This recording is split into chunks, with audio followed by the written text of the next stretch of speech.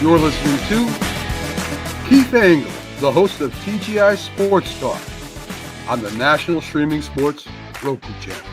Football season is here, and SeatGeek is my go-to for buying tickets. Now with SeatGeek, every single ticket is backed with their buyer guarantee. We've all had plans change, and when you can't make it to the big game, SeatGeek has you covered. They're the only ticketer that allows you to return your tickets ahead of the event for credit with SeatGeek swaps. So when things come up, I know that my tickets won't go to waste. So what are you waiting for? Download the SeatGeek app to maximize your possibilities and shop live events with confidence.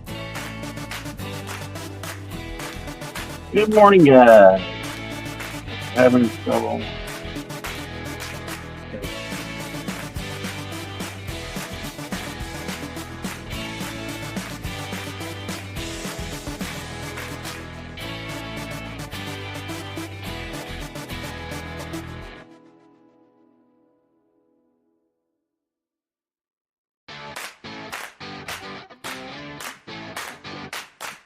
Good morning, guys.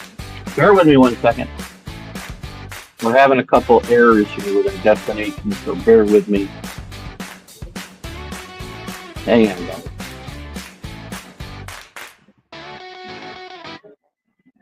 guys. We got some destination issues, so bear with me while I try to fix those, if you will. I hope you guys are all doing well. I'm live from the Celebrity Eclipse this Sunday and next Sunday. And I'm not really sure what issue we got going on. I don't think we're live on Facebook right now. And I'm trying to get to those places right now. And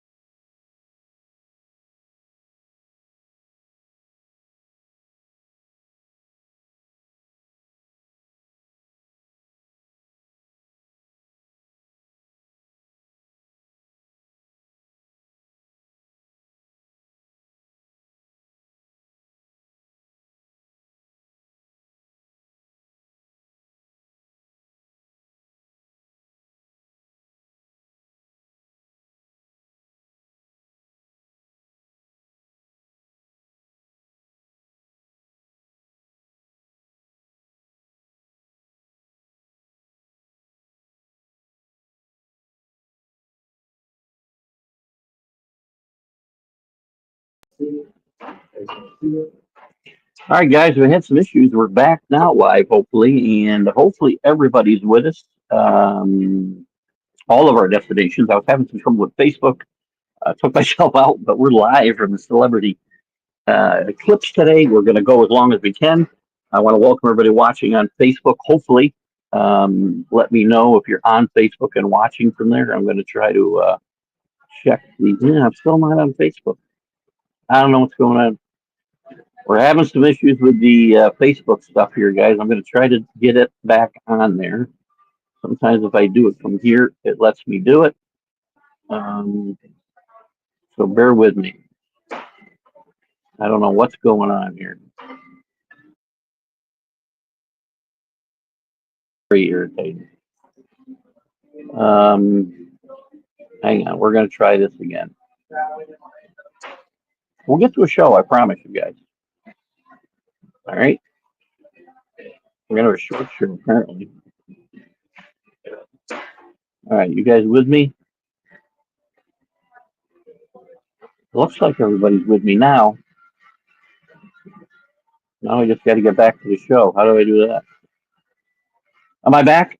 Am I live? Am I live on Facebook? Who's with me?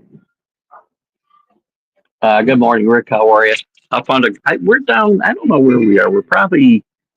I didn't look this morning when I hit the map, but I'm assuming we are probably um, 300, 400 miles away from Florida, I would think, right now. So, anyway, hopefully we're live on Facebook again on TGI Sports Talk and Keith Engle's personal page. We're live on YouTube and X this morning. Welcome to. We thank all the groups as always. John Gonzalez, the Sports Authorities, Greg Rawlings at America's Pastime, Sports of All, not Sports of All Sorts, the Love of Baseball. Ken Krause has Golf Buds, Sports of All Sorts. Flo and the gang at Bottom Line Sports, Let's Talk Sports. Quick shout out to Ralph Williams at RW Media, specifically the Sports Corner. And that's enough of the opens because we're trying to get to the show. And I apologize. We're 9 minutes in. We had some technical issues. That was perfect on I believe on I don't know how the feed is right now for you guys. Hopefully it's good.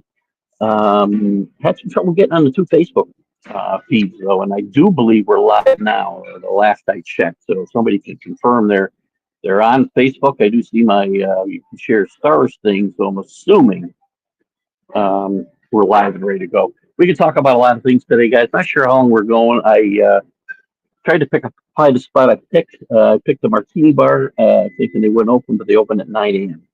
It's gotten a little busier here. I'm off in a corner, so we'll do the best we can. Lots to talk about. Super Bowl, obviously, today.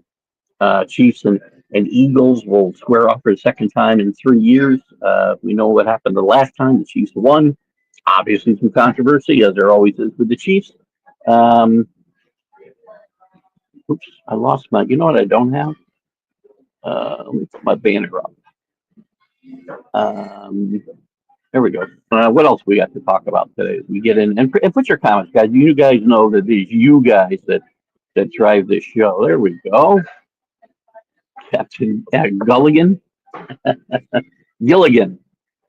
Good morning to you, William. How are you today? So anyway, we got the Super Bowl to talk about. We obviously have all the award winners. Really odd deal with Josh Allen, who won the MVP, but was not voted All-Pro by the same 50 writers, by the way. I think it's the third time it's ever happened. It happened to John Elway, I think, 1 year, and I can't remember the last one. It was like 21 years ago. So that's interesting. We got some other awards to talk about. We got the Hall of Fame vote. I don't have a problem with any of the four guys that get in. Hall of Fame's screwy in the NFL anyway. You know, between 4 and 9 or whatever can get in. You got to put people in every year. I'm okay with the 4 people that got in. The big controversy or debate is about Eli Manning. Quite frankly, I put Eli Manning in the Hall of Fame. You don't win 2 Super Bowls. I know his numbers in the offs or the regular season maybe don't compare to some others. I'm not a big. It's not all about just numbers. Numbers are important, but also what you did in big moments matters. You won 2 Super Bowls over arguably the greatest team of all time. And you can debate that with me if you like. They were a great team, no matter whether you think they were the greatest of all time or not. I got to see this one. Anyway, I'll get your comment in a second, Rick. So you guys drive us. We'll go as long as we need to. We can go the full 2 hours. That's great. If we have to cut it short because of noise, you guys let me know if it gets noisy. It's really quiet still here. The captain will probably come on at about 9:50. The other things I wanted to maybe chat about, we got Kellen Moore going to the Saints. I don't think it affects this game. There was some debate about that on the Pro Football Show or the Big Football Show. Seahawks say they're committed to Geno. Dick Duran passes away, former Bills and Chicago coach. Rest in peace. Our thoughts and prayers go out to his family, as well as Howard Twilley, a really valuable wide receiver with the Miami Dolphins in the 70s. Runner-up for the Heisman Trophy in 1965 with Tulsa, which I did not know until he passed away. So our thoughts and prayers go out to him as well. Pete Alonso's back in New York. I'm on a 2-year, which is really a 1-year contract. Um, NCAA basketball, top two lose yesterday. Auburn loses at home to a good Florida team. Duke loses to a really good Clemson team on the road. And Dickie B was back doing that game. That was good to see a little bit of that yesterday or last night. Well, yesterday afternoon, I should say.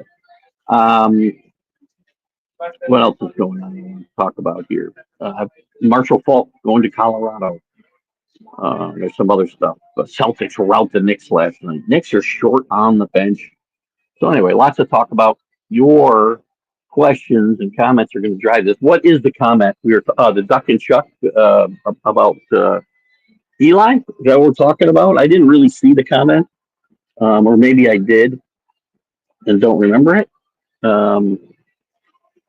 By the way, guys, we had quite a ways from us in Grand Cayman. They had an earthquake, like I think 6 miles down in the ocean, an 8.0 earthquake. They had tsunami warnings throughout the Caribbean last night. We were not affected in any way, just so you know. So give me, Rick, tell me what the Duck and Chuck comment was about. I got a feeling it's about Eli. If not, please fill me in. AC, good to have you with us. What's on your mind today? All you guys, no comments yet. Let's drive this show here. Obviously, the great topic is going to be the Eagles and Chiefs tonight at 6:30. I might miss the first quarter because of dinner. I talked my wife out of going to the dining room. We'll see.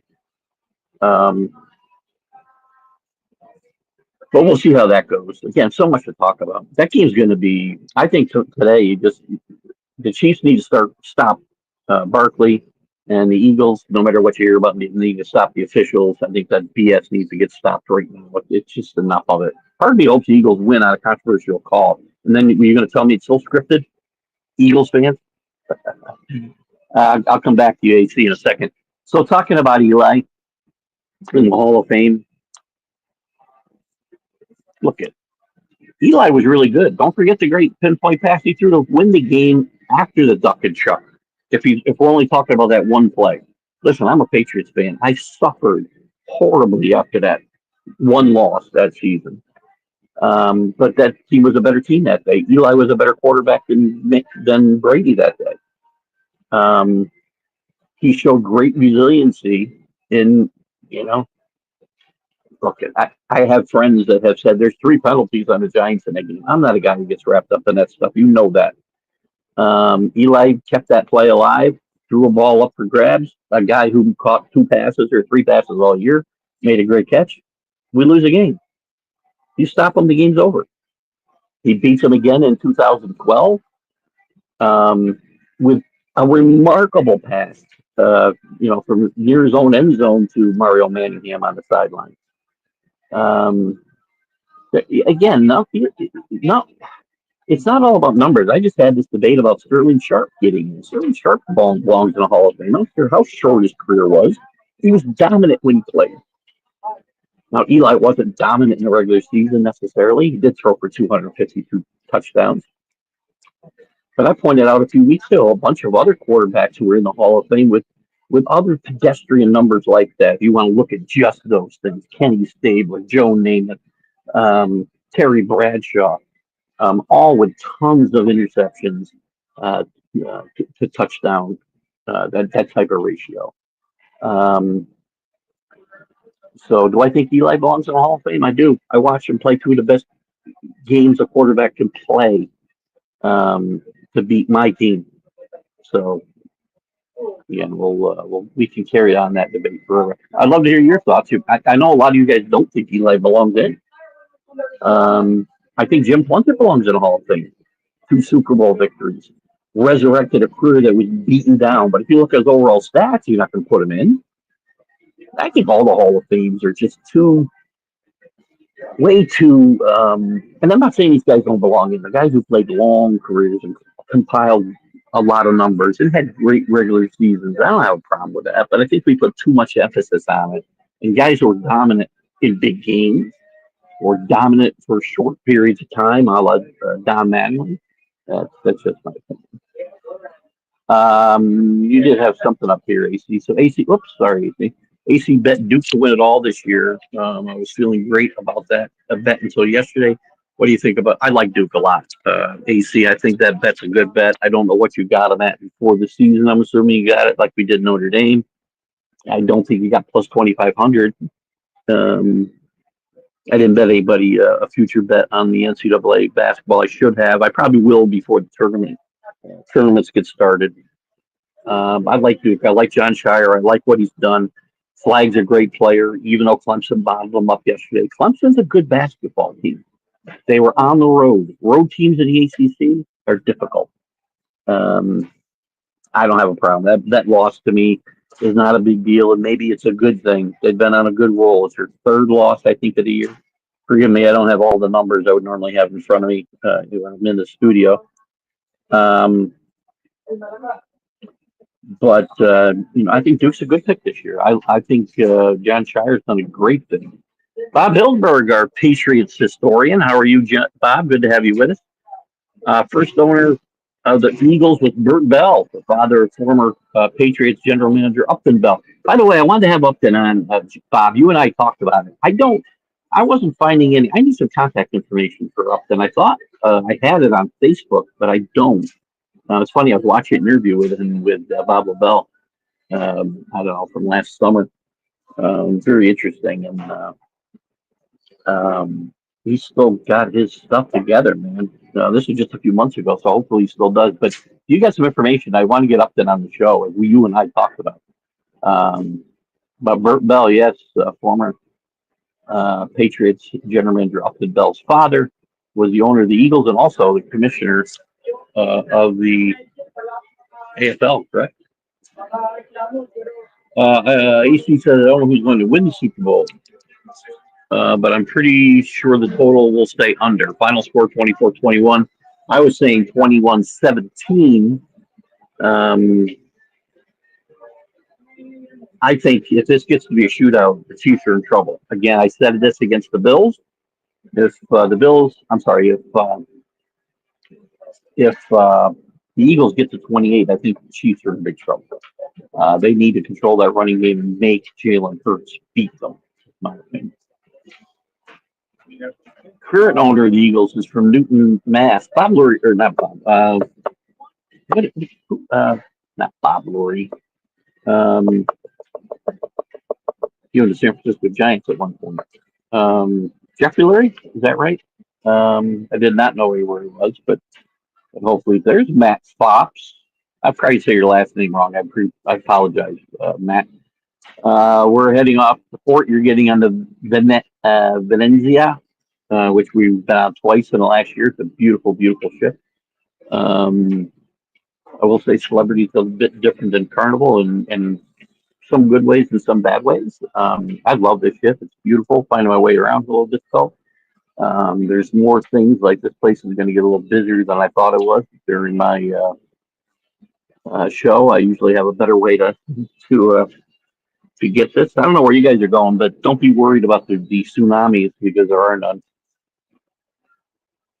Good morning, John Gonzalez. How are you, my friend? John Gonzalez from the Sports Authorities. And I'll tell you guys, one of the best run groups on Facebook. Matt, I'm glad you showed up today, by the way. Let me go back to Matt for a second.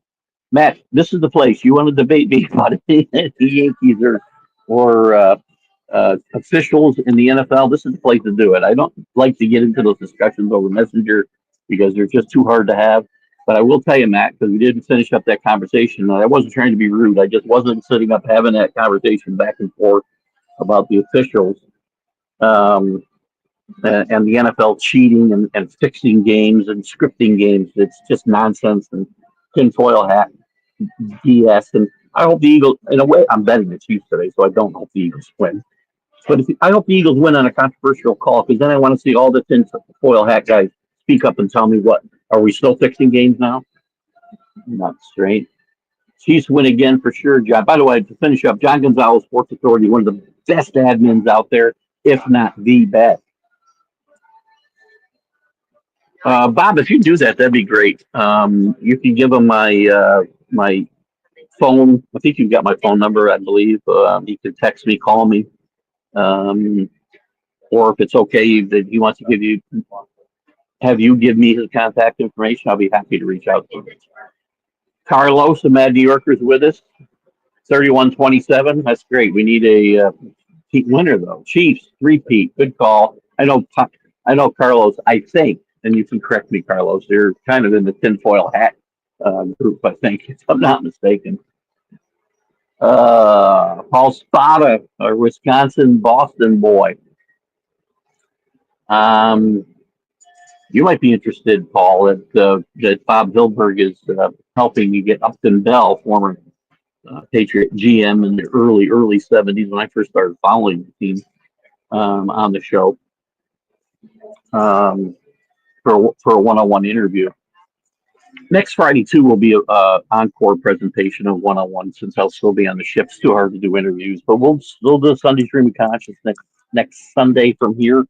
Most of the other shows will be encore presentations of some kind or nothing on Facebook.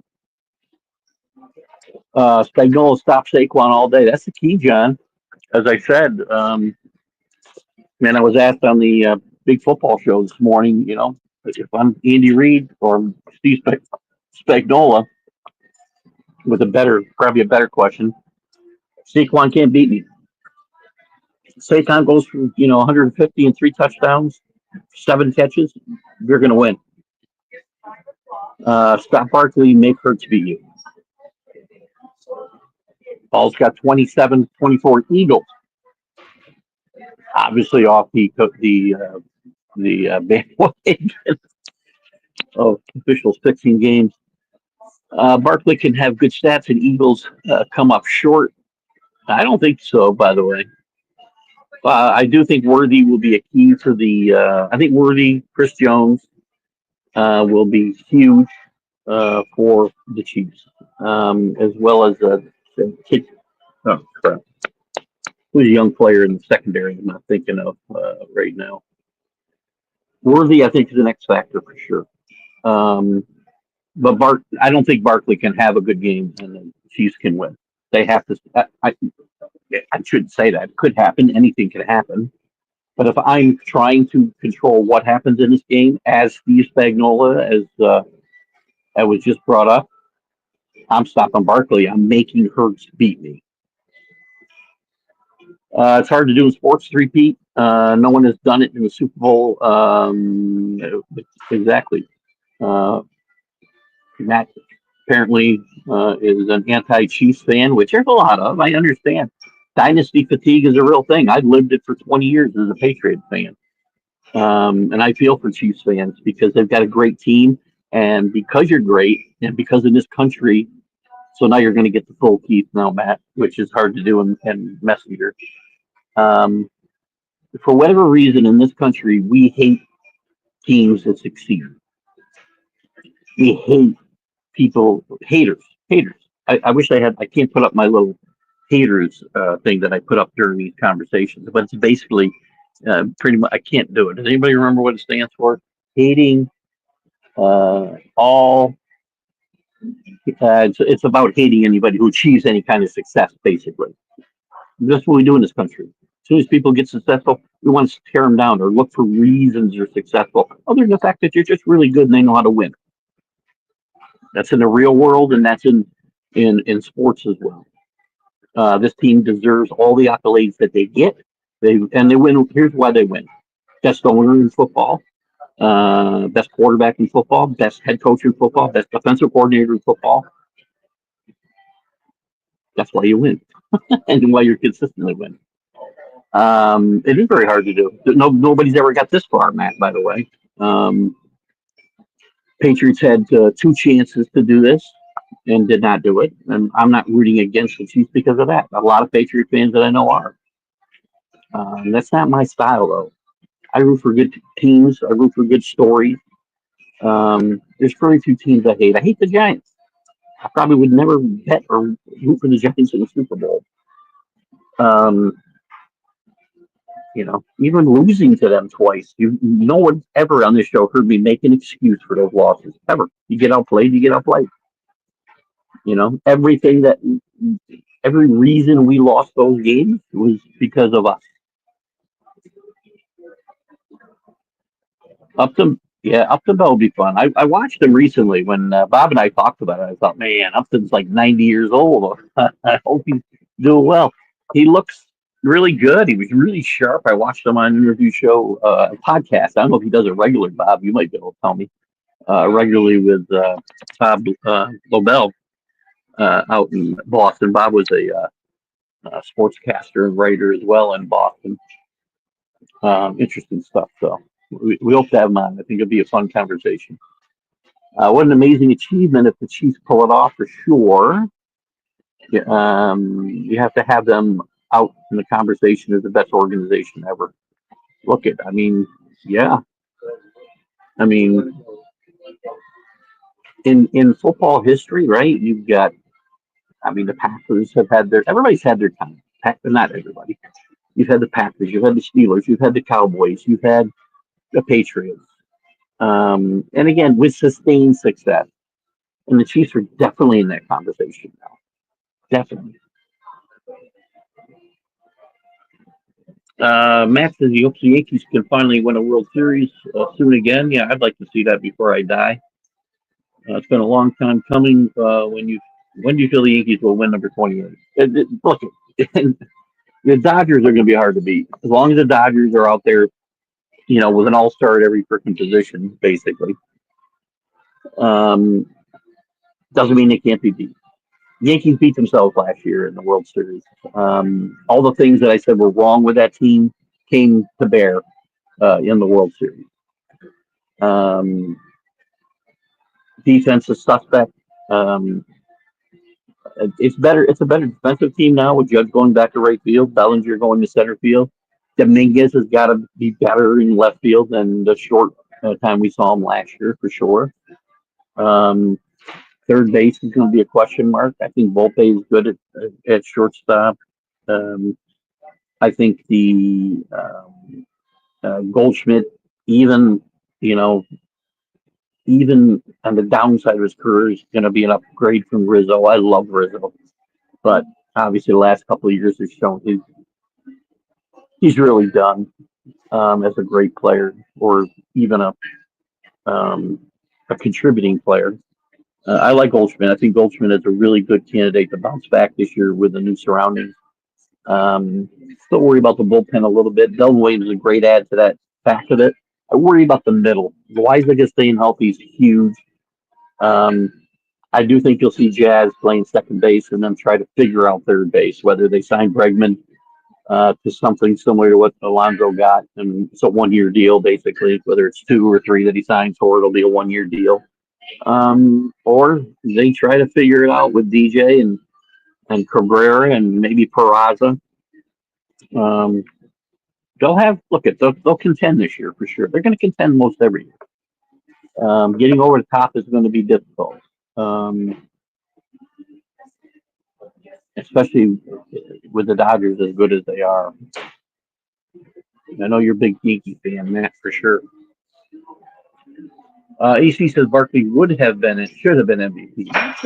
I'm not sure. That Eagles team still wins without him. They don't win as well as they are. But again, most valuable isn't best stats, and there's nothing wrong with Allen's stats. This is just me. MVP is most valuable player. What would that team be like without the player you took off? That Bills team's not winning 6 games this year without Josh Allen, in my mind. And that's not to take anything away from Barkley. I mean, Barkley was the NFL Offensive Player of the Year. So he gets his award. Is he a most valuable player?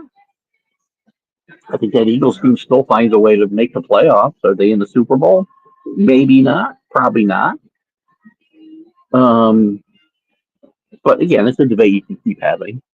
Turn Philly around both on the field and in the locker room. There were locker room issues, and that's not to be taken lightly. You also had about 300 Uh, Yards, I think he means reception. Receiving, the quarterbacks had similar years, and Barkley stood out on his own above all running backs, even Derrick Henry. I don't dispute any of that. I just think as far as most valuable to your team, the Bills, there's no way the Eagles are winning 5 or 6 games without Barkley. That's what the Bills are probably doing. Again, my humble opinion. If the Chiefs win, will Andy Reid join the conversation? He's already in that category. He's won 3 Super Bowls now. Um, he's moving up the wins list consistently. He's turned around 2 franchises. Both these franchises were in the toilet when he got there. Long tenures at both places. Andy Reid's Andy Reid is up there right now. Sorry, Belichick #1. All you haters of Bill Belichick's #1.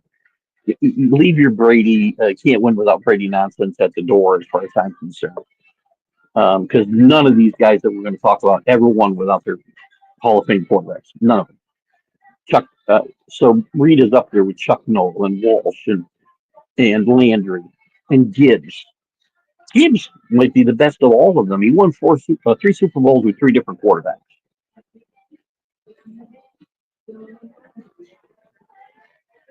So yes, he's there. He's already there. For the first time, 2 officials on the Super Bowl crew are just in their 3rd season of NFL officiating. Interesting note. It's so amazing the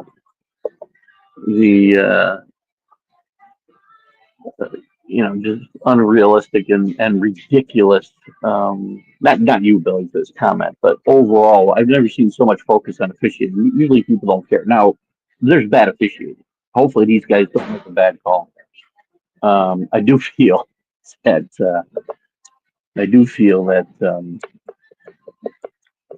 What was I going to say? I do feel. Forgot what I was going to say.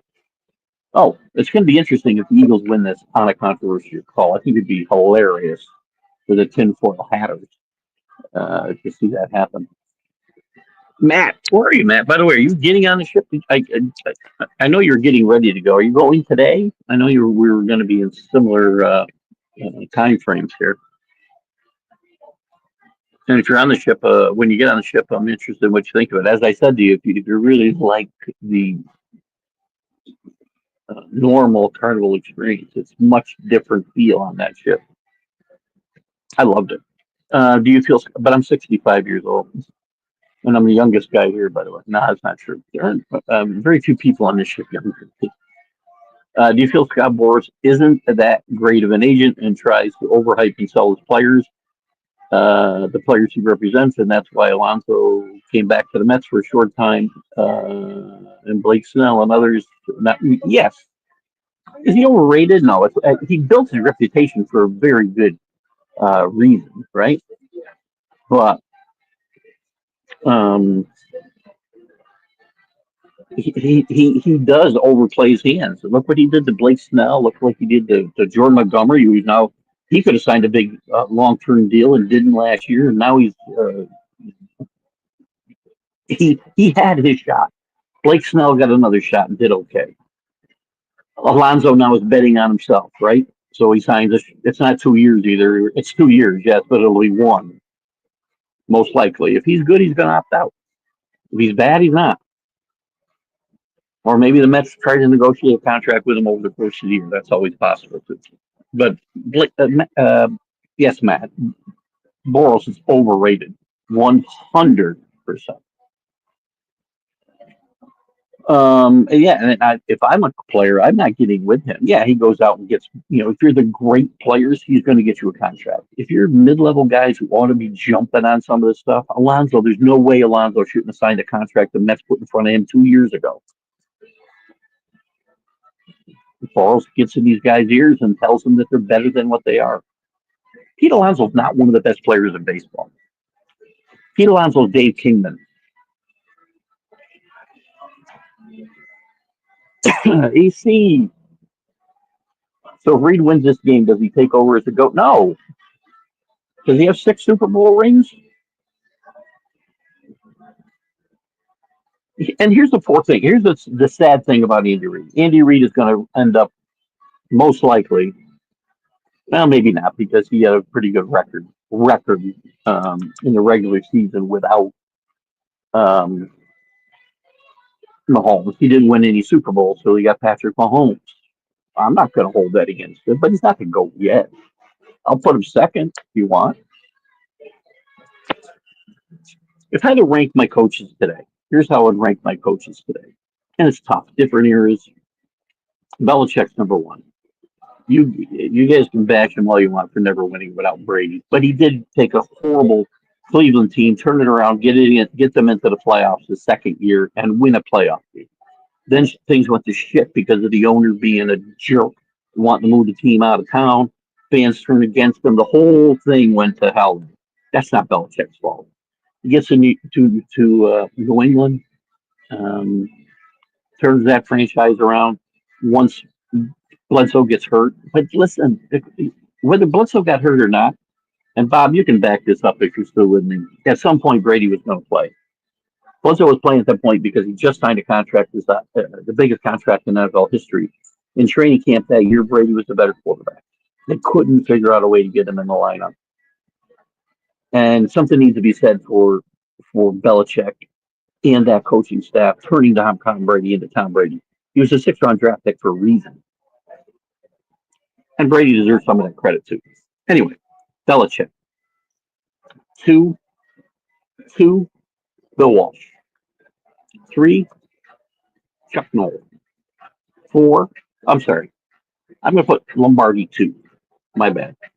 Because he won a lot of championships for the Super Bowl era. Those count. Lombardi 2, Walsh 3, Noll 4, Brown 5th, Landry 6th, Andy Reid. Take that back. I'm going to put Andy Reid above Chuck Noll and Landry. How about that? I'm going to put Andy Reid 3rd, 4th. So Belichick, Lombardi,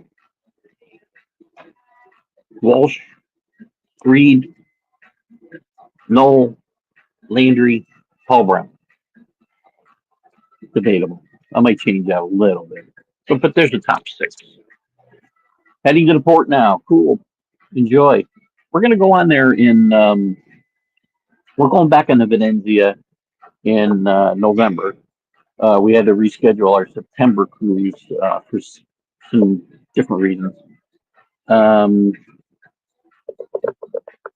we're going in November on a 12 or 13-day cruise, and they're repositioning it. So it's leaving New York, coming back to Miami, and then we'll spend a couple of days with my in-laws, my brother and sister-in-law, and then head home. 2 Super Bowls as an assistant coach, 8 overall. Who we talked about? Yeah, that doesn't count. You want me to count Belichick's too? He's got. Oh, we're talking about 8. No. Are you talking about Andy Reid? I don't know who we're talking about. That's a little vague for me. Did I miss a comment from you, Rick, before? I don't see anything I missed. Sorry. Let me know who we're talking about, Rick. I'm lost here. Again, you want to count Super Bowls as an assistant? You can't count those as an assistant for a head coach, if that's what we're talking about, because we get on assistants all the time for not being able to become great head coaches. I can't say head coaches ought to carry the accolades as an assistant. And if you want to do that, well, then give Belichick 8 Super Bowl wins, right? 2 as an assistant. And maybe that's what I guess what you're talking about. God, I'm sorry. Yes, thank you. 2 as an assistant, 8 overall. I thought for some reason I thought you were on E. Reid. I don't know why. It's a little early for me. I had a long day yesterday. I wish Bill Belichick was the Jets head coach. He's a heck of a coach. Yeah, one thing he'll never be is a head coach of the Jets, and he was for one day. So give him credit. I'm glad he never coached the Jets. Uh, Billy on the birthday bandwagon today. Vlad Guerrero, great player. Heine Zimmerman, no idea. Vic Wertz, fine player. Cleet Boyer, fine third baseman with the Yankees and Braves. Mickey Wilson, famous in the '86 World Series. And John Kruk. Love John Kruk. Bill, yeah, two of the. Now I get it. Yeah, I don't know why it took me so long to figure that out. I thought you were talking about Belichick, and I couldn't quite get the math. So I never understand the Belichick. Um, I get the Belichick haters because of who he is and what everybody thinks. We could only win with blah blah blah blah blah. It's a good football team. As a fan, I'm not happy they did some of the shenanigans they did that other teams also do.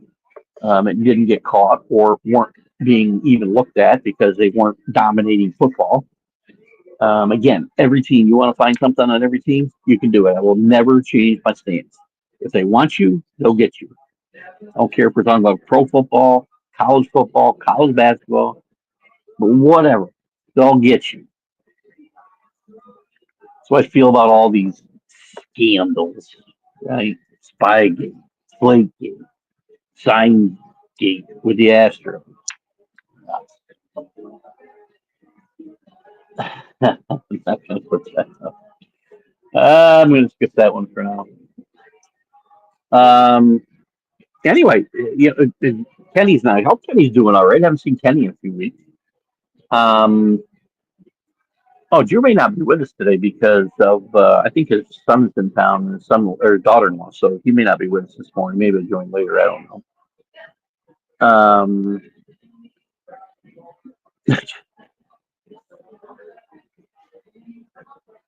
Hard for me to remember these things, Matt. Man, the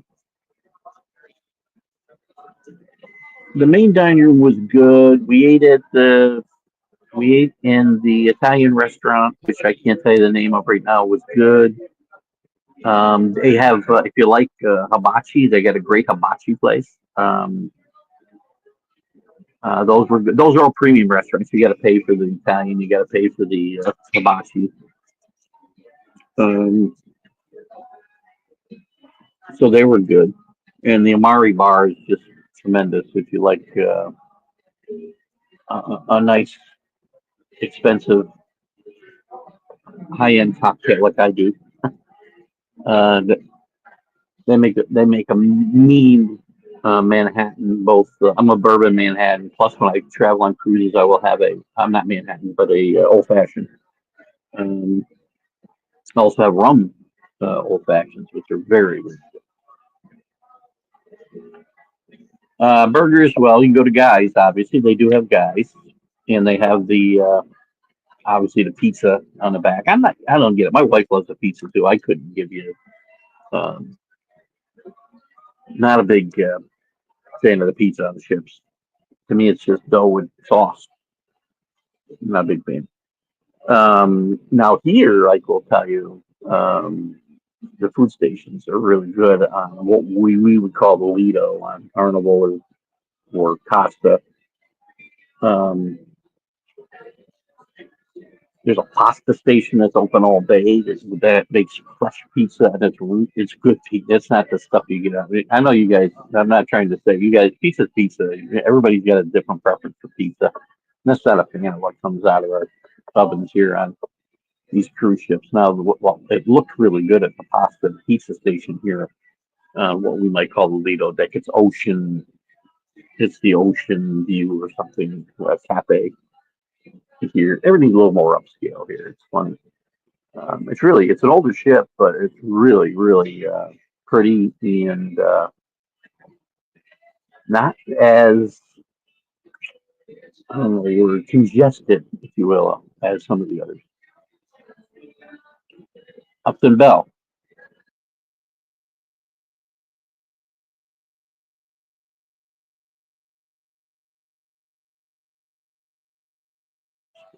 I'm back. Sorry about that, guys. It's hard on my phone. I sometimes hit the wrong thing, and I'm gone. Uh, What was good? I want him on. I want him on for sure. So I need if you give him my contact information, Bob, which I think you have my number and my email, and or give me his contact information. I wouldn't give it here. Send it to me in Messenger or you just text me. Awesome, very good. Danny Fuller's with us out in California this morning. How you doing, Danny? Good to have you with us. Hope you're doing well. Continuing your um, your way towards better health, and the fire's got to be out, right, man? Hasn't it been raining out there now? Oh, ran into some people from LA on the ship yesterday. CA's with us. Good evening or good morning, I should say. Just sent you his number on Messenger. All right, let him know that I won't be back in town, able to call him until at least probably the 18th. 18th or 19th. That's a busy week too. Tell him not to get nervous. I don't call him until near the end of the month. I'll try to get into this where I can call him, but we're back, and then I've got people coming into town work wise, so I'll be in the office working for the remainder of the week when we get back on the 19th. But I'll do the best I can to get a hold of him that week, Bob, if you want to let him know. Doing well, 618. Rain has hit us, which is a good thing, I guess, except now that with all of the trees and foliage gone. Hope you're not looking at mudslides and everything else there. So good, thank you, Bob. I appreciate it. Sorry about that, guys. Hit the wrong button again. So continuing on with conversations, we got Super Bowl, we got the Hall of Fame vote in. Eric Allen. I'm going to give you some real quick rundown of guys. Eric Allen was dominant as a position. Some people say, well, he played a long time. He only had 54 interceptions. Other guys have had more. Look at in my mind, if you're a defensive back and you have the most interceptions, then you're not the best cornerback because guess what happens? The Ty Laws of the world, the Derek Reeveses of the world, the Eric Allens of the world, you don't get thrown at. Deion Sanders, you don't get thrown at. So you don't get that many interceptions. Definitely belongs in. Jared Allen. Jared Allen played with the Chiefs, with the Bears. I think he played with the Vikings. Correct me if I'm wrong.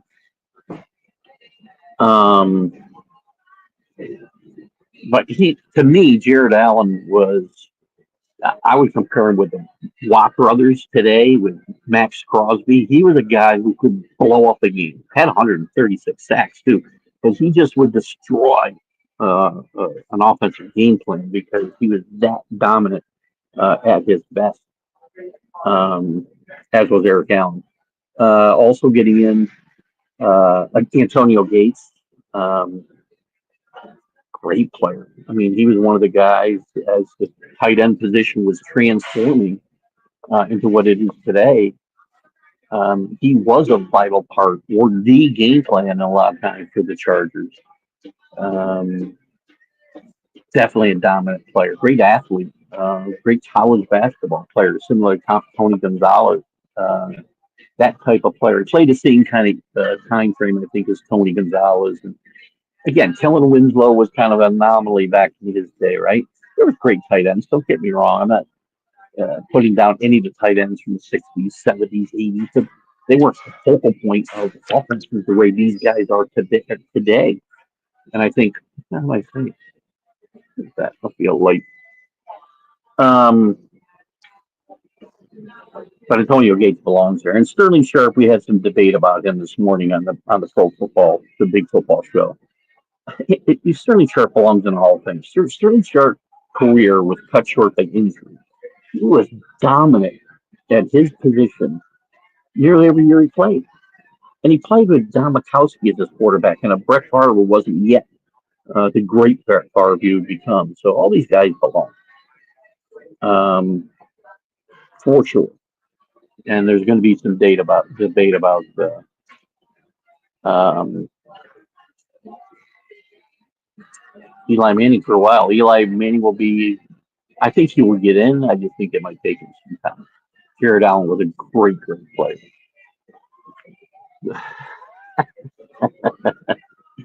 Well, good luck with that because Ronesy is not a dominant player.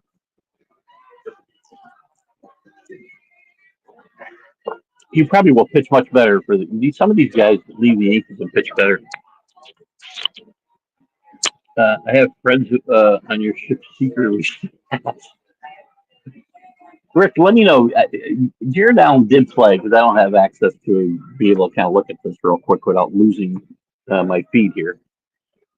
What time is it, by the way? I got one thing saying 10:30, which I know it's not. It is 9:30, right? Um, oh yeah, look, you only been on 50 minutes. Um, yeah, I think Jared Allen played for the Vikings, if I'm not mistaken, for at least a couple of years. I'm not sure. Gates, one of the pioneers of transferring the tight end position, without a doubt. Great player, man. I mean, again, before then, I mean, you had Kellen Winslow, so that's one guy, right? But you didn't design game plans around your tight end. You got guys like Gates and Gonzalez, who were contemporaries, pretty much, I would say. Um, and a great, great, great player. Um, so we can continue to talk about that. We talked about the Super Bowl. I don't know what to talk about, I guess, until they win, or the Chiefs win. There's a controversial play. Um, Anybody think that Kellen Moore leaving with one foot out the door is going to hurt the Eagles today? I do not. I mean, lots of teams, including the Patriots during their run, had coordinators on their way out. And there's talk this morning about, it hurt the Eagles 2 years ago that both their coordinators were negotiating for head coaching jobs. I don't think so. So if they are, it's a reflection on that particular guy and the team itself, in my mind. Patriots lost Charlie Weiss and Romeo Cornell in the same year. I think the year they beat the Eagles, 2005 or six. So a lot of Super Bowl winning coordinators have been leaving as teams were winning. I don't think that has any effect on me. Probably not a lot of thoughts on Dick Duran. Dick Duran was a good coordinator who did not really ever make it as a head coach, unfortunately. Shannon does a great job on Get Up. He said his brother was a better athlete and his hero. I've heard Shannon say that a lot. And Shannon Sharp was a great player. He wasn't, and he's right. He wasn't the player his brother played a different position, of course. But Shannon Sharp was also one of those guys, like Antonio Gates, who was transforming the tight end position. But his brother, he played on mediocre teams, man. And he was an amazing, amazing wide receiver. Yeah, I can't say enough about Sterling Sharp and how good he was. Too much emphasis put in all the Hall of Fame on numbers. Now, numbers are important, right? And the NFL, number one, the way look, we can have between 4 and 12 or whatever the number is. I mean, you can't have zero. At least in baseball, if nobody's deserving, which doesn't happen very often, nobody gets in. But we're spending too much time worrying about compilers. And I'm okay. If you stick around, you compile a lot of numbers, fine. I'm okay. But there's something to be said for guys who dominate for a shorter period of time and then their career is interrupted because of injuries. Sterling Sharp had to quit because he, quite frankly, was risking his well-being with a neck injury. Donnie Magley had to retire early or not retire early, but he could have kept playing, he said recently, but he wanted to go home. But he wasn't half the player he was the last 5 years of his career because of a back injury. But he dominated for 5-6 years. I mean, if you want to look at just his career numbers, go compare his numbers with Kirby Puckett's and tell me that Tom Manley doesn't belong in the Hall of Fame. So a guy like Eli Manning, to me, has to be in the Hall of Fame. He beat the best team in football twice. Team up big in big moments. That matters. Jim Plunkett, same kind of thing. It is. Because I can compare. Here's the thing. Here's the thing, Billy. Billy's making an early run at the Itch Award this year. I compare it to history because a lot of the things that get talked about in pro sports today, referees fixing games for teams, silly freaking scandals, I've lived through as a Patriots fan. Right? We talk about the greatest head coaches in the game. I have to talk about Bill Belichick. If we talk about Eli Manning, I have to talk about the Patriots. So I guess if you can't see the connection, I'm not sure what to tell you. Plus, I got Upton Bill coming on. Absolutely, we love Upton Bill. Used to back in the day, Bob. I think I told you this. Back in the day when we first got cable, I mean, we didn't have 1,000 channels like I got today in streaming. But one of the channels we got was I want to say WSBK. I could be wrong. Out of Boston, and I watched those guys, those sports reporters, and Bob Lobel. Can't remember some of the other guys that I watched. Bob Ryan, I think, was on it sometimes. I think Peter Gammons was on it sometimes. But that was one of the first roundtable shows I watched at sports reporters every day. Well, there you go. Played 6 seasons as a Viking.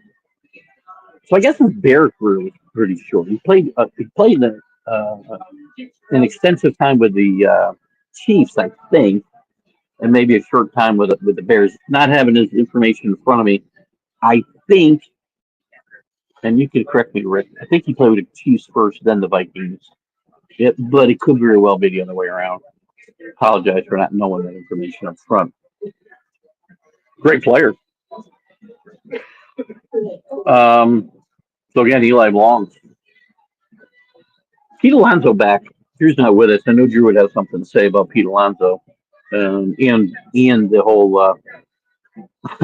whole Boris thing. And Manfred spoke up this week too, talking about the Dodgers and everything they're doing. Dan, you can. He thinks it's fine. It's good for baseball. I don't have a problem with dynasties. I don't have a problem with good teams. I just the way they're going about it. Now I know their salary cap this year isn't going to be that much more than the Mets. It's going to be more than the Yankees, most likely. But it's all the money that's deferred, man, and other teams are never going to have that opportunity. I guess the Yankees could. Steinbrenner said he won't do that. He won't mortgage the future for now. But we'll see how that works. What else? I know we don't talk a lot about the NBA, but a lot of big trades this last couple of weeks. I'm going to give you a sleeper, by the way. The Knicks, I'm a little concerned about because they're not really deep. And you saw it yesterday when Towns banged up. Brunson played well. Nobody else in the starting lineup played well. The bench is not stepping up because there's really nobody. McBride's playing okay. But nobody's stepping up. The Celtics just ran them off the court yesterday early. But some of the trades, I mean, Luka, it's going to be interesting what happens in LA with Luka and LeBron. And I think, Luka staying in LA for the long term. A lot of people think he won't sign there, and he was upset about being traded. I think he needs to probably be on a better physical fitness regimen than I'm on. But Luka's a great player, and I think he will help. He won't help on defense, obviously, but he'll help that Laker team, if not now, in the future. Butler, he gets what he wanted. He's going to go to a team, I think, with a better chance to win than the Heat has. Durant did not get traded. A lot of talk about him going back to Golden State, and he flat out said, I do not want to go there. But De'Aaron Fox, watch that trade with the Spurs. I know the Spurs have lost a couple of heartbreakers recently, and we're kind of on the cut line right now for the playoffs. That's a team to watch as a dark horse in the West come playoff time. Fox and DeAndre and Bell. These guys gel at the right time. This team, they got one of the best coaches in the history of the NBA. We're talking a lot about great coaches today, apparently. Um, but this is a team to watch out for come May. We'll see how that goes.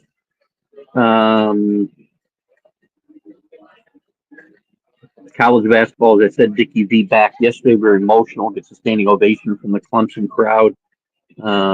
His first game, I think, in like 2 years due to his cancer relapses. But Dickie V was back, and it's good to see. It means a lot to whether you like Dickie V or not. He means the world to the world of college basketball. And Rick Pitino is working his magic at St. John's. This team is fun to watch. They're dominant. They beat Danny Hurley, the self-professed best coach in basketball, which I don't necessarily disagree with. Um, so they had a tough week, and they got through that week undefeated. This could have been a turning point. They're 19-3 right now. This team's looking at a top 4 seed, maybe top 3, maybe better than that before it's over in this tournament, and they're going to do some damage. And interestingly enough, the top 2 ranked teams lose yesterday. One at home in Auburn. They're good teams. Florida and Clemson are not bad basketball teams. Allen, 4 seasons as Chief, 2 seasons for the Bears, 1 season for. Oh, you played with the Panthers, huh? Where did he start, Rick? Did he start with your Vikings then? I don't know why I remember him as a Chief first, but the more I'm thinking about it, I feel like he might have been started with the Vikings. Any thoughts? Any more thoughts on some of the awards given out? Right, we had Allen. Interestingly enough, Josh Allen named the MVP, as we talked about a little bit earlier, but not an All-Pro. Third time that's ever happened. Same 50 guys voting. I don't understand that. If you want to make it Lamar Jackson, who was the All-Pro, I get it, but I'm just not understanding. 50 guys can go 2 opposite directions there. Coach of the Year was O'Connell.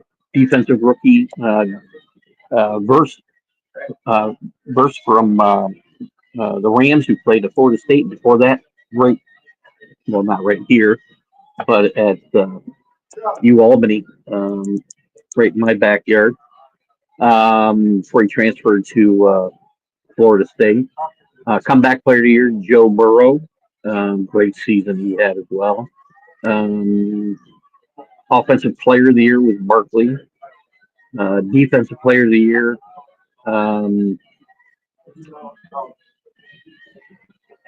Patrick Surtain.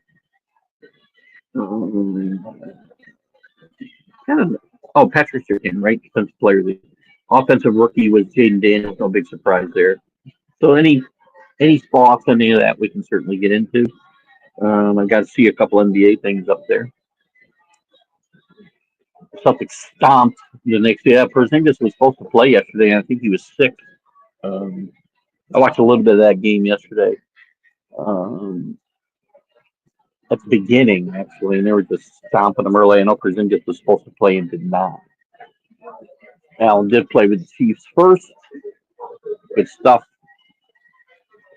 Let me see what's going on here. So you might lose me for a second. Just trying to see my wife set something. Good stuff.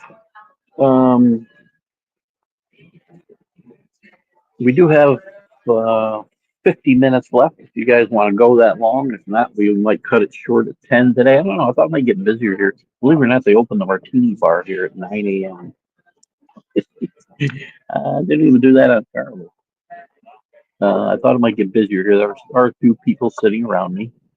It doesn't have that Breakfast Club feel on this ship, by the way, Rick, as there are nearly as many Canes in this room right now as there are. But it's a great atmosphere. There are some people. There's a lot of people my age, and there's some younger folks here, and it's just a different vibe, and I'm liking it.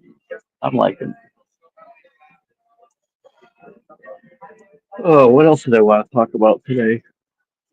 I'm excited for this game tonight. Got to go to the theater here to watch it, I believe. I don't know. Last year I watched the first half, I think, in the theater, then went back to the room, which I don't know if they're going to show them in the rooms or not here. But if they do, I'll probably head back there maybe halftime to watch the rest of the game there. Um,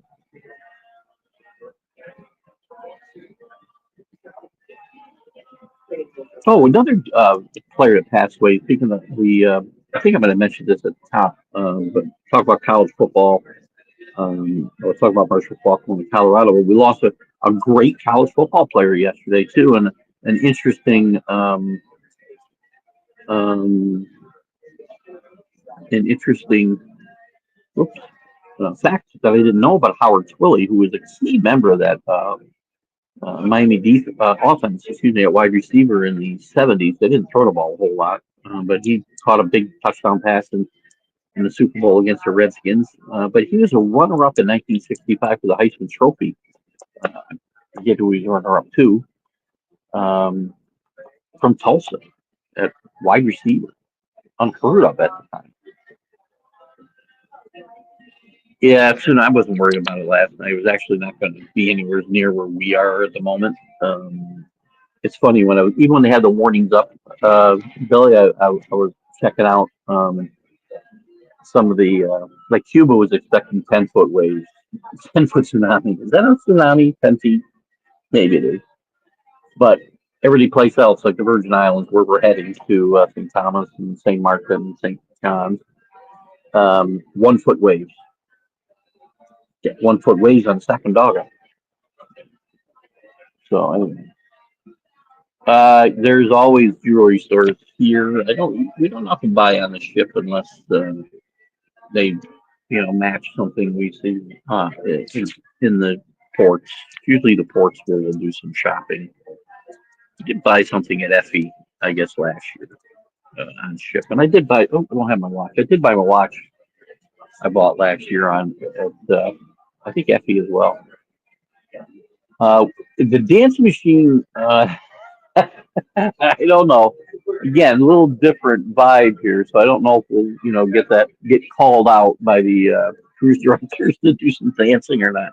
My wife, if you remember, in October, we were at a little get together in the promenade on the Venenzi, actually, Matt, and they spotted my wife somehow, like 3 decks up, and pointed her, and she was in a dance contest. I got it on video for posterity, so we had fun.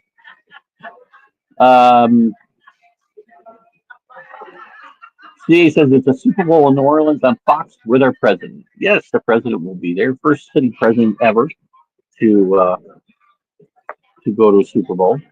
I was a little surprised to see. And unfortunately, well, maybe not here, because I noticed in the years I watched the Super Bowl on the ship, you get the broadcast, but you are not getting the broadcast with the announcers from the network that's doing it. So I don't know how that works. I have no idea. But unfortunately, those who will get the Fox announcers will be stuck with Tom Brady all day, and he's terrible. Sorry, Bob, if you don't agree with me, or Paul, or Patriot people. I love Tommy. He needs to go own the Raiders or do something else, because he's not good. Yeah, I'm glad we're safe as well, by the way. When I saw it, I was a little concerned. Somebody sent me a message about it, and I had to check it because it was again, I get these, especially in sports, I get these people sending me stuff all the time that aren't real stories, but I always fact check them. This one was real. 7.6 was the earthquake, I think, in off of Grand Cayman. So I checked it, and there was really no danger. They know it's danger. And I learned about tsunamis that in deep water they are not a huge deal. People bring up the Titanic. That wasn't a tsunami. That was a rogue wave, which is a totally different thing. So we were really never in any danger, I don't think. I'm sure they would have turned around if that was the case, but then you got to outrun it. But from what I understand, It's when you get too shallow water where tsunamis are a problem, not deep water. I'm not a scientist. I'm just repeating what I read last night as I was eating some chuck. Just doubled my bet on the Chiefs for a win. Good call, Billy. I'm going to bet as much as I can. I love, they find ways to win. This is what good football teams do. Good sports teams do. They find ways to win. I was shocked at the number of octogenarians here at the Martini Bar at 9 a.m., 10 a.m. almost. But I think they're all just sitting. I don't think anybody is drinking. I've not seen anybody do anything except. I think they're playing their day. Maybe there's some trivia going on here soon or something. Maybe that's what it is. Which means we will wrap up the show at 10 o'clock. If that's the case, I probably should have checked what was going on here. So if there is, and I see something going on at a table over there, so if there's some kind of games going on here at 10, we'll be out of here.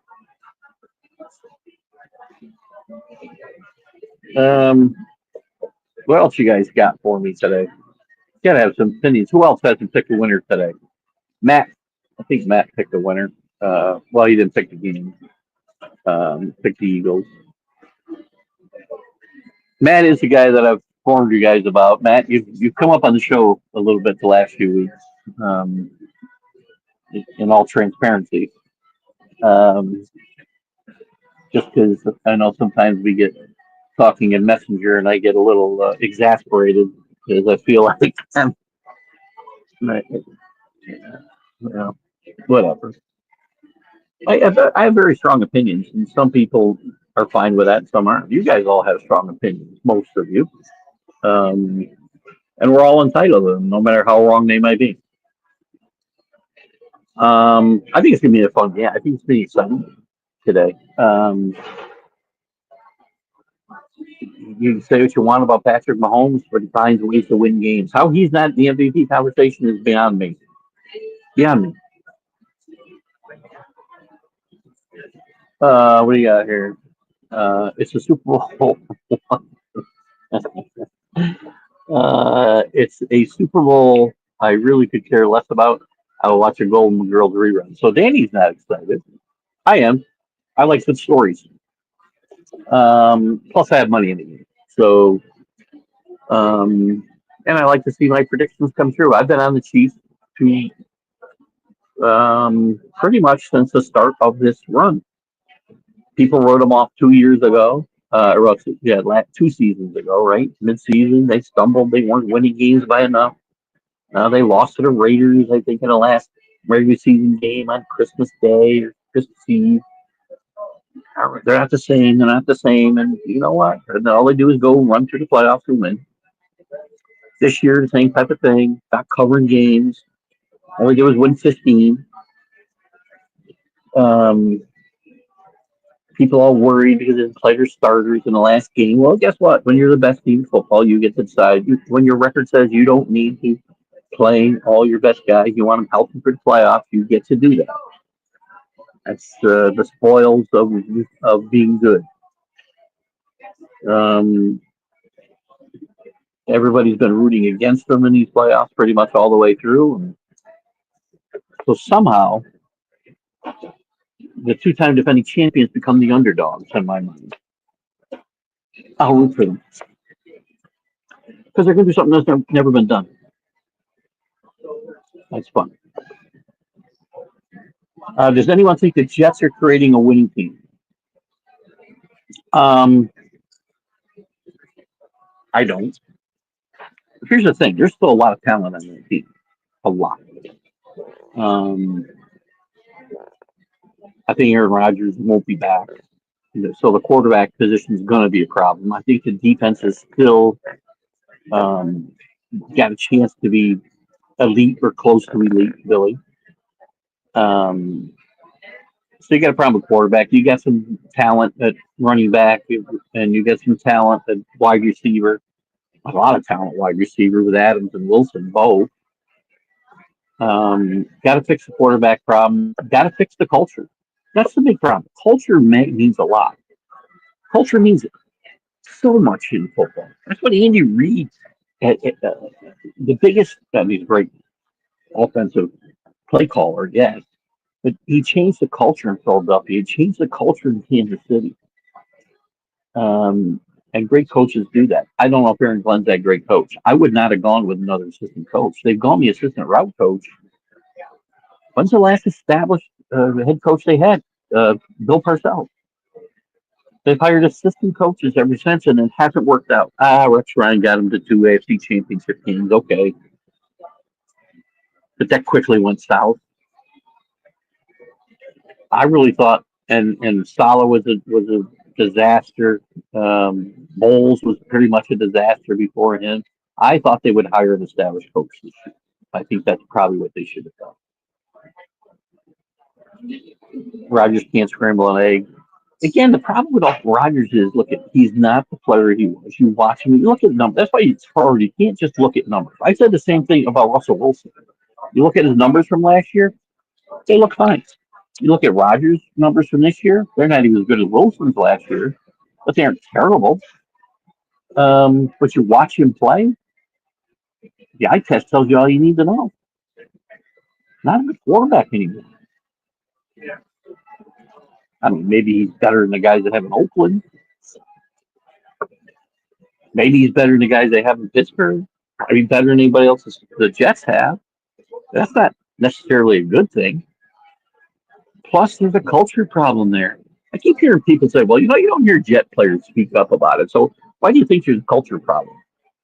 Who's going to speak up until he's gone? When he's gone, let's see what guys have to say. Because they're not going to speak up. So I don't think this team's any closer to winning a Super Bowl than they have. Again, I'm talking about Super Bowls. I understand. I'm not disrespecting the Packers. I don't mean that in any way, shape, or form, Danny. So you're absolutely right. Teams have won 3 championships. That was not the point of my. Nobody's won 3 Super Bowls. That is the stated true thing. What you're stating is true as well. In the Super Bowl era, and if I didn't, I think I did parse it that way in the very beginning. There is the captain. Can you guys hear the captain? I'm finishing a second game. Once again, the time on board is 9:50. It's 9:50. Morning broadcast. We now the moment the 6th position is upright, and we intend to keep that right. The 6th position is upright. We say the North Atlantic Ocean. We follow southeasterly course 126 degrees, our speed is nearly 15 knots or nautical miles per hour. And nearest land at the moment would be Can you guys hear that? Island, you can't, I'll keep talking. So you can tell me from here. So anyway, Danny, again, you're absolutely right, 100%. I get on. It's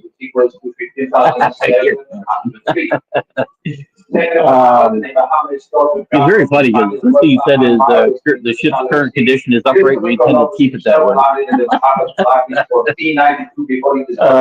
But anyway, back to this. You're absolutely right. A lot of people, and I get on people for the same thing, Danny. So I in no way intended to. And I still have Lombardi number 2 on my great coaches list. Sorry, Bill ahead of me. I know I think you don't agree with me on that. That's okay. Clear skies, 80 degrees. We're at sea today. We're in Grand Turk tomorrow.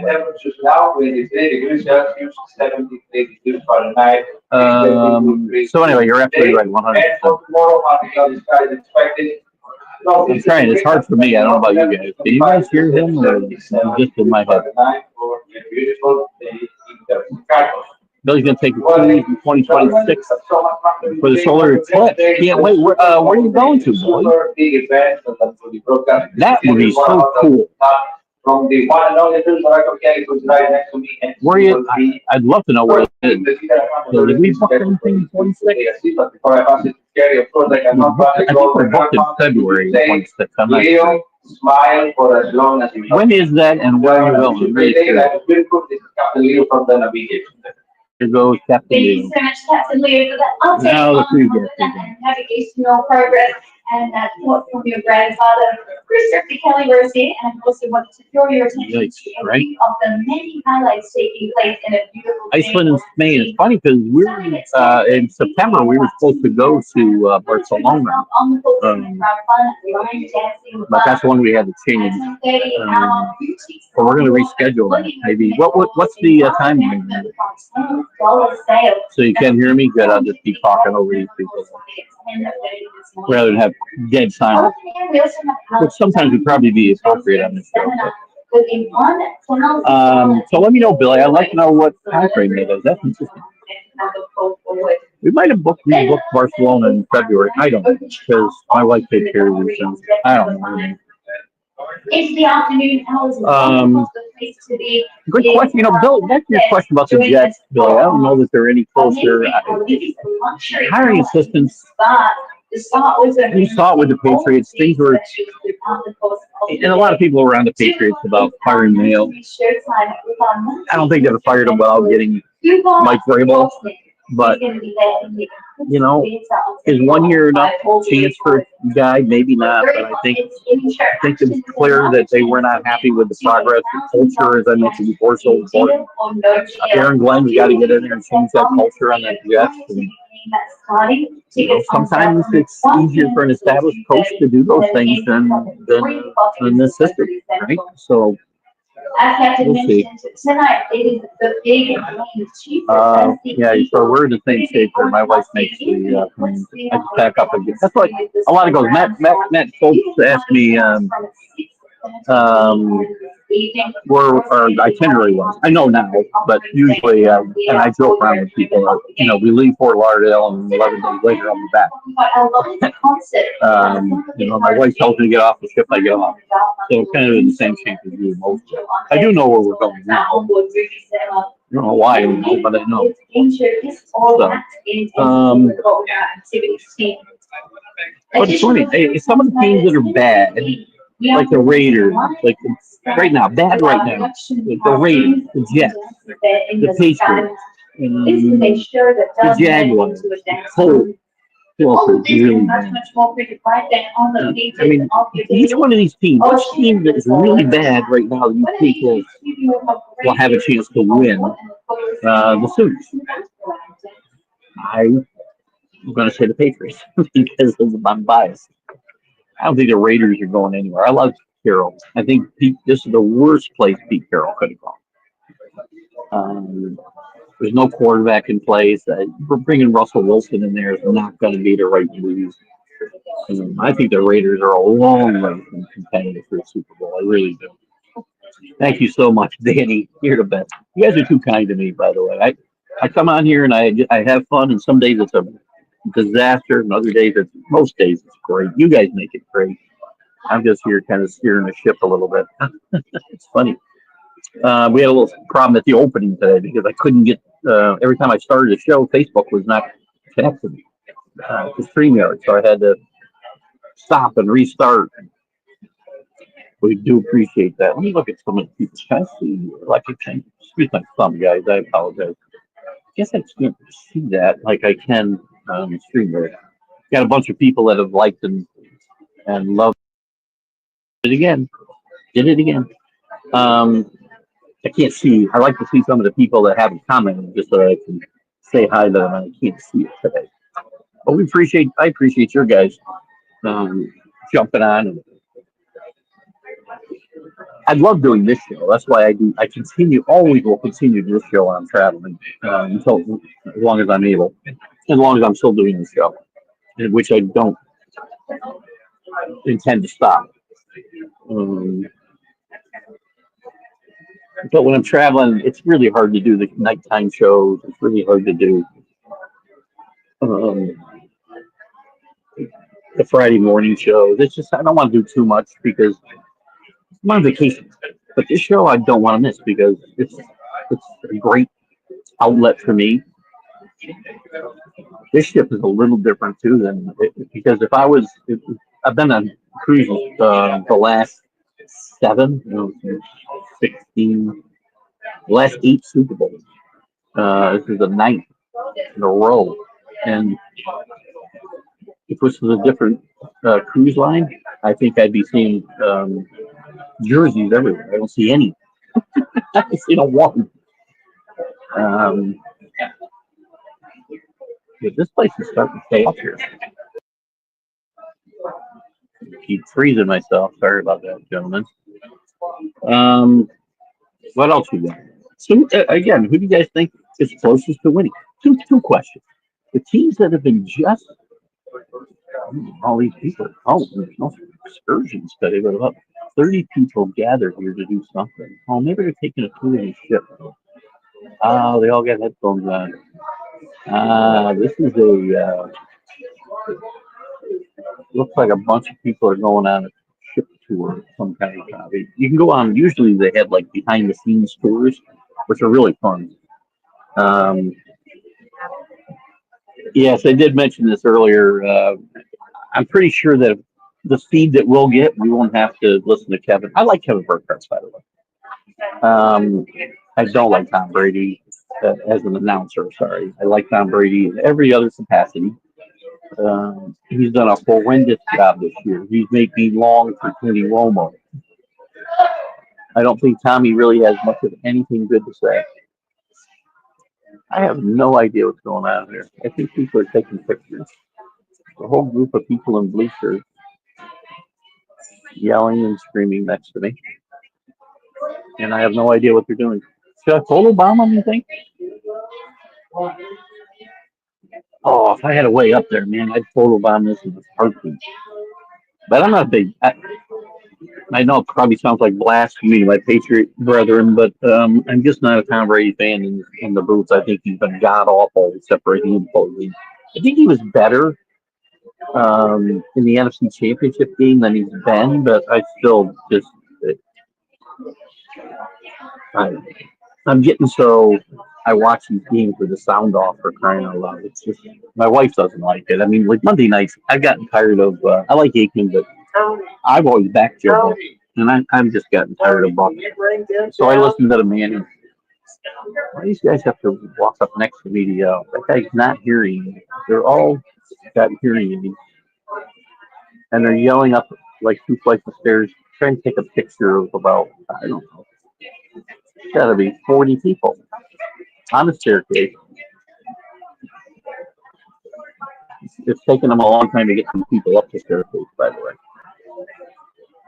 This is interesting play by play itself, isn't it? Billy Mrs. Cosell. You know, it's funny. You want to read a great book? If you like that type of thing, I never played the game. Howard Cosell's book. He just ripped basically everybody he ever worked with. Because a lot of you probably already know this, but he had a problem with the jockocracy of sports, right? Where guys would get through playing and they immediately put them in playing for the in the booth. And you read this book, and Howard had no respect for Frank Gifford. He had no respect for Don Meredith. He had no respect for anybody who ever worked on Monday Night Football. None. He wrote this later in life, and Howard Cosell was a bitter, bitter old man when he died. It's sad the way Cosell went out, attitude-wise, anyway, because I enjoyed watching him. He was a great entertainer. We talk about, we talk about people that you either love them or you hate them. Howard was that kind of guy, right? I enjoyed Monday Night Football. Monday Night Football back then was an event. It's not now. I watched the Manning cast when I watched Monday Night Football, unless they aren't showing it. I wish they put the Mannings on at halftime of this game or something. I know it's a different network. You can't see the camera. The camera can't see you. They won't do that. What are these people doing? I've never seen. This is like a Chinese fire drill. Swear to God.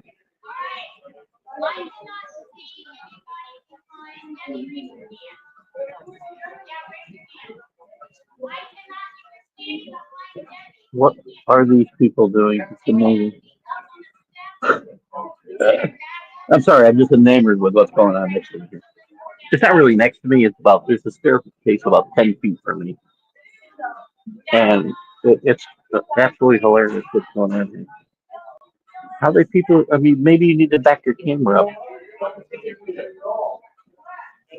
They're never going to get this done. I bet you anything. I do the show till 10:30. They'll still be here. That's going to be me someday. I was hoping Channel 11 and ESPN would have the game on, so it's on radio or break. I'll often turn on a radio cast. The problem is sometimes getting you don't always have the audio synced up with the video. I do that on not baseball, but I used to do it on Monday Night Football until I got the meetings. But I don't want to watch the frickin' who's the halftime show? Kendrick Lamar? No offense. I don't have any interest. I mean, I guess I haven't in a while. Maybe it's because I'm old, but it's just, who cares? I mean, I want to watch football. And I understand the Super Bowl is not for me.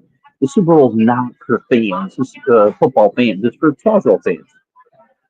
There just happens to be a football game going on amongst the halftime show, the commercials.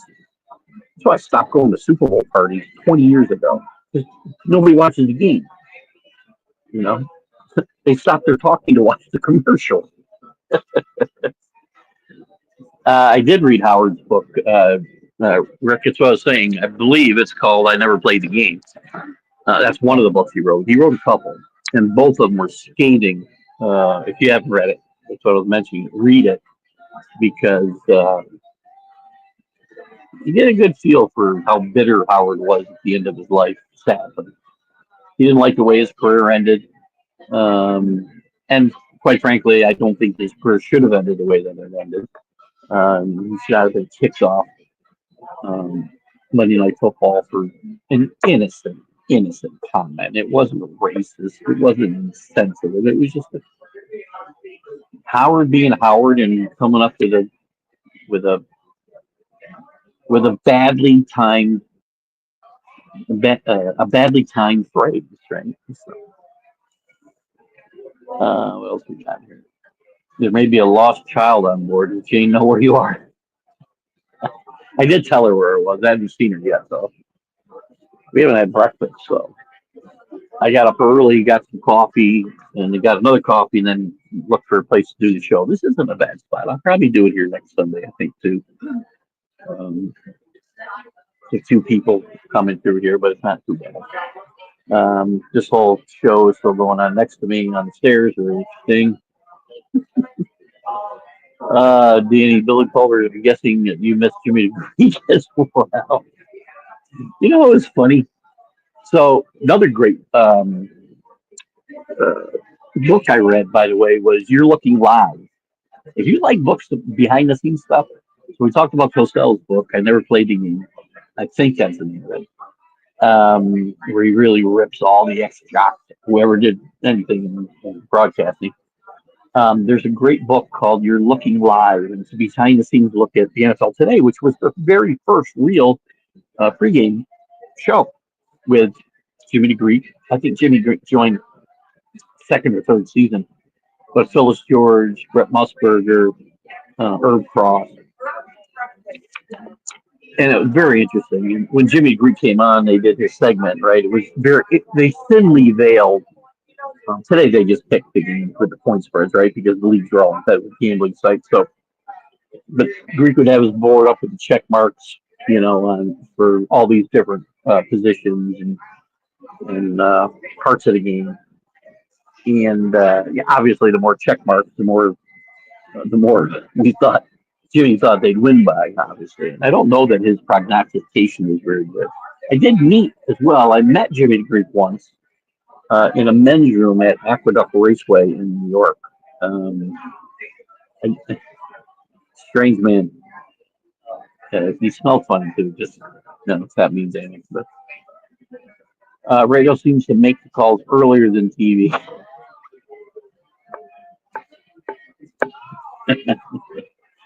I think you're joking. I hope you're joking. We did talk about that. Jimmy Greek only made one bad call. Well, another guy. By the way, myself in trouble here. Jimmy Degree probably should not. I mean, he should have been fired. But Jimmy Degree really got sabotaged. That conversation was taken way out of context. He was drinking, and I think the journalist that got him wanted to get him from the things that I've read. Again, you'll hear more about it if you read this book I talked about. You're Looking Live is the name of it. I got it on Kindle for like $2. It was really interesting. They talk a lot about Jimmy's demise at CBS. Part of it was because of his feud with Brett Musburger. If you don't know that, they had a huge feud. In fact, they got into a huge fight at a restaurant after a show one night. But the Greek got set up pretty good by this reporter, and I want to believe it was before the Super Bowl. I could be wrong. But talking about black athletes, and the whole thing was really, again, taken a bit out of context. It sounds awful the way that it was presented to people, but he really got himself. I think somebody had it out for him, and they got him. You probably won't be able to call him the Greek today. No, that's probably offensive as well. So we probably offended all the Greeks in the audience today, and I'd apologize, except his name is Jimmy the Greek. What can I say? Right.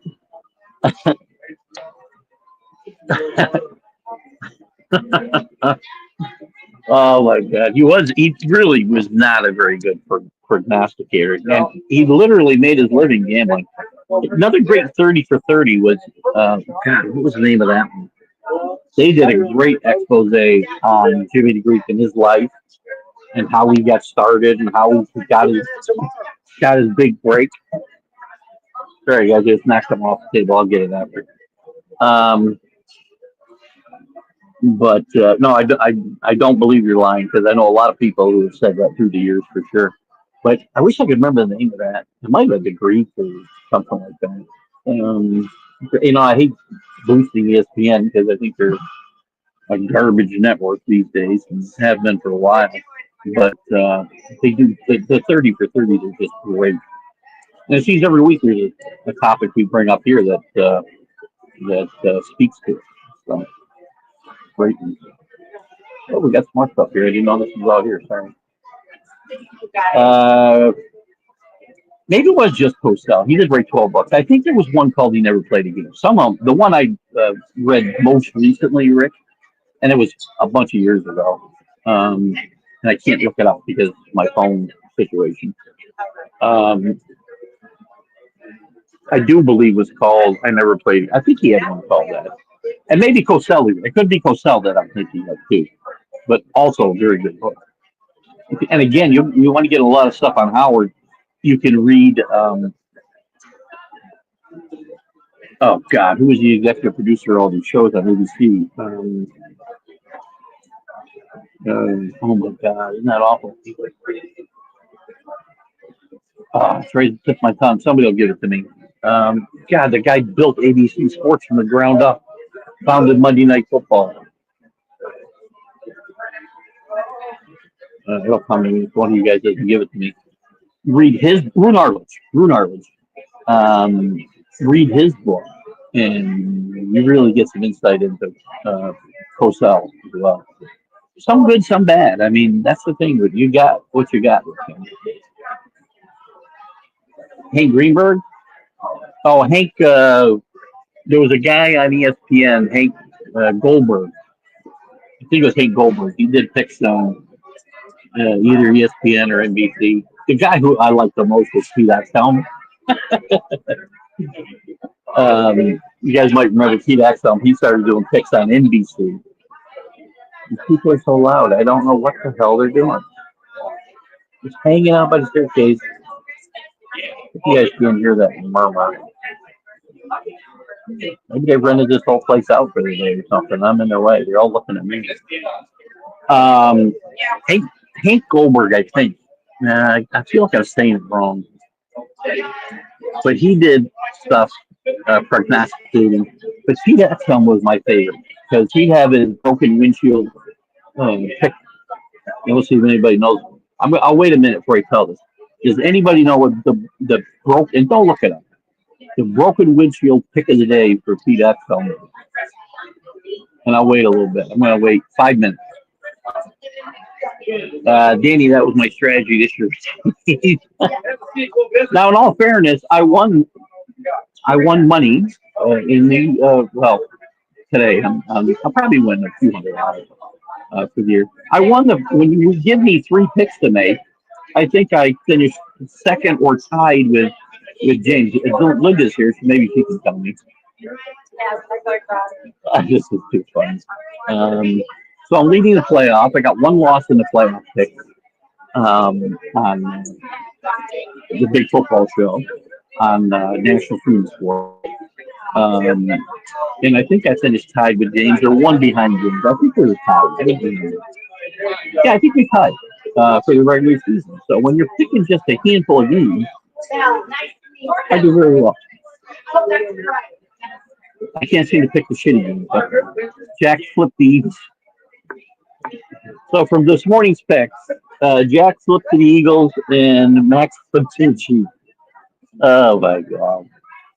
So, and by the way, I will wrap that up. Jimmy Pags, we know is taking the Eagles. If they win, he'll tie me to the playoff picks. We didn't do them here. We probably should.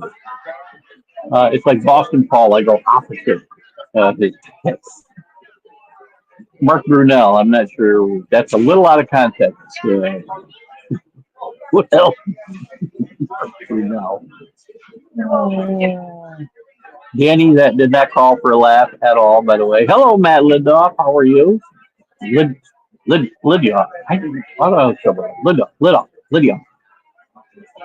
Well, it's even worse here. Let's see. 80s today. I hedged his bet with Notre Dame and bet against the Giants every week. Well, the Giants were probably them. I made some bad NFL preseason prognostications. So now these people have got to come right behind me to take a bunch of plays. I don't know how much longer you're going to be able to hear me.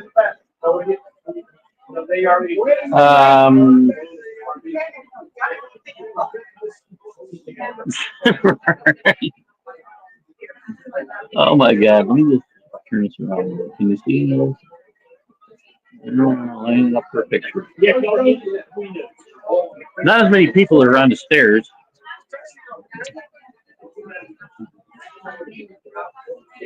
It's too funny, right? Where did I leave off?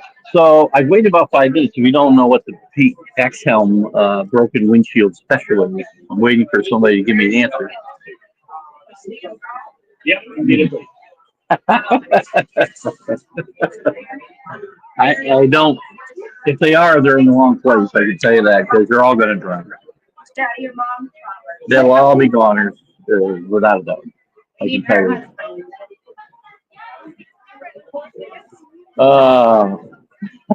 I will.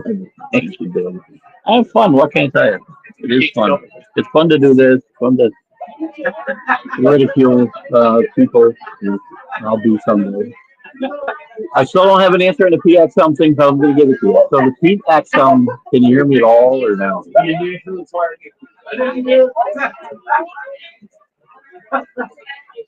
So the Pete Axhelm special was he would pick the worst game of the day.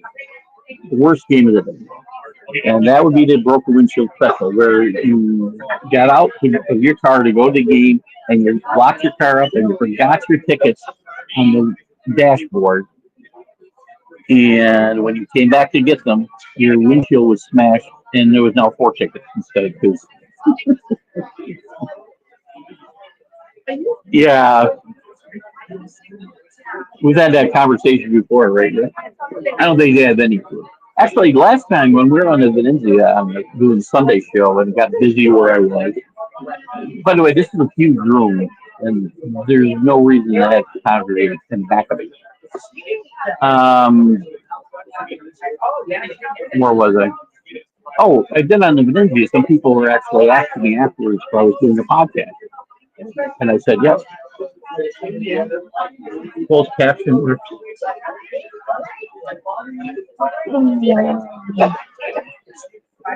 Your Carolina Panther blue needs to go though. That's not blue. This is like a teal. It's more like dolphins. This is dolphins now. You got to fix your camera, dude.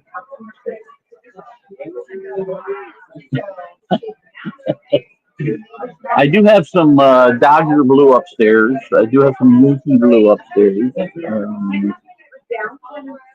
We got red. It's amazing. I seem to be the entire other half of the place is open. By the windows, where it'd be really cool to sit. And I didn't sit over there because I thought that's where people will congregate. And I was wrong. No, right. No one wanted to text right. Matt gets it. Matt's the only one who got it. Thank you, Matt, for laughing. I love that Pete X on stage. Surprise party? I don't know about that, but I'm not sure if that's the case or not. Yeah. I'm going to hang right here and see what happens. One of you guys might be coming on as a special guest in a second. I'll get everybody's Super Bowl pick. This is riveting television, let me tell you. If I wasn't going to be too obvious, I would turn my camera around. But I think there's a Gestapo agent. There's a 95-year-old woman who's staring me down. Buy you dinner if you stay.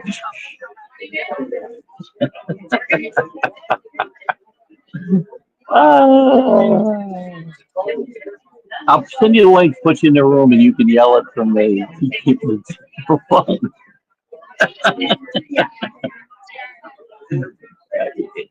The funniest part is they're all like moving closer to me. Failed to understand what the hell's going on here. Oh my god. Pretty soon I'll be getting all their picks. And they'll probably say, I like Green Bay over Kansas City in the Super Bowl today. That Lombardi is going to outcoach Kingstrom. I'm positive.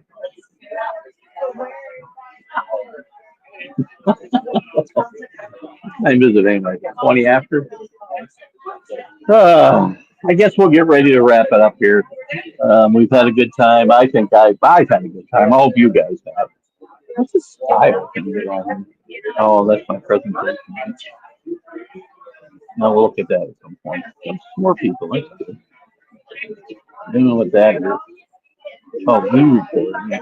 I'm looking at some of the stuff on my phone to see if it's any different than the from my phone. Well, there's the guy trying to move him on. He's getting pissed. So, wow. This is the dangers of doing remote shows from the cruise ship. But we continue to have fun because you just never know what you're going to run into. This is one of the most interesting things I've run into since I've been doing it. Oh, last night I tell you a story. We get at the elevator last night. I'll tell you this quick story. She's 29. I'll take that. I like 21-17. She's 21-20. I think it's gonna be close. I guarantee you there'll be a close call, and the tinfoil hat guys are all gonna be up on her. I'll tell you a funny story before I go. We were heading up to our room last night. We went to a show. Went and had some ice cream. You can probably tell. But we're heading back to the show or the room, and there's a guy in the elevator with his wife, and he's juggling freaking fruit. Think that. Like 2 times. And he goes, "Hey, where are your neighbors?" I go, "Really?" He goes, yeah. I saw you today. Where are your neighbors? Well, we get off the elevator and we start walking to our room. They're following us. And we get almost to our room and they go, "Oh, his wife's yelling at them that they're going wrong." The guy's nowhere near us. He's on the other side of the ship. So I have no idea why he thinks we're a neighbor. Why are these people all congregating 3 feet from me? It's amazing. All right, give me a pick, Rick. And I'll get out of here. Rick, give me a pick. Who's left here? Matt, give me a pick on the game today. Danny, give me a pick on the game today. AC, if you're still here. CA, if you're still here. I got a CA and an AC now. Linda, I don't know. Linda can give me a pick. I was going to ask Linda something. I don't remember what it was. Wow, this is just too freaking funny, man. I've never seen anything like that in my life. Oh my God, they're going back on the stairs again for a second trip. This is too funny. I'm getting texts. I don't know how I'm getting texts. Ah. Oh God. Linda's got the Chiefs 24-20. Rick's got the Chiefs 24-21. These are all scores that the Chiefs need to win. Matt's got Philadelphia 27-20. And I said, Matt, earlier, probably before you're here, and I said it on the big football show this morning, Eagles get to 28, they win the game. It can't be a shootout for the Chiefs to win. Chiefs don't have that type of offense. They do have the best quarterback, but they don't have it. Kenny picked the Eagles 3-0.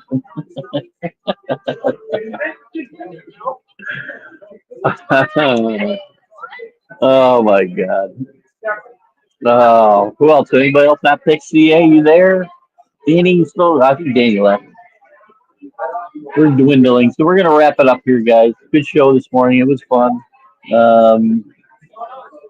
We'll do some more. I will be back next Sunday morning. We'll do the stream of consciousness show. I could pop on during the week, maybe kind of recap the Super Bowl. I don't know. We'll see. Talk about some of the things going on in the world of sports. Just an impromptu show, maybe at some point. I'll try to give you a heads up if I'm going to do it. Hope you guys had fun. Hope you guys have a great day. Enjoy the game. I know I will, and I'm going to enjoy the day here. I'm going to go find my wife. Hopefully she's still at the cabin, and we'll go from there. Thanks for popping in late today, Matt. Good to see you, buddy, and all you guys. So we'll see how Kenny's pick goes as we go forward. Let me put some music on here, and we'll head out. What do you say? See you guys later. Have a great Sunday.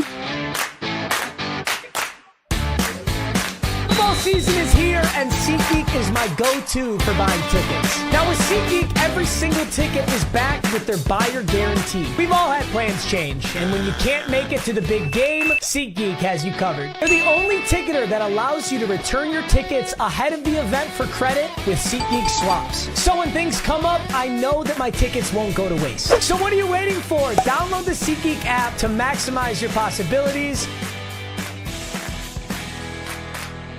You're listening to Keith Engle, the host of TGI Sports Talk on the National Streaming Sports Roku channel.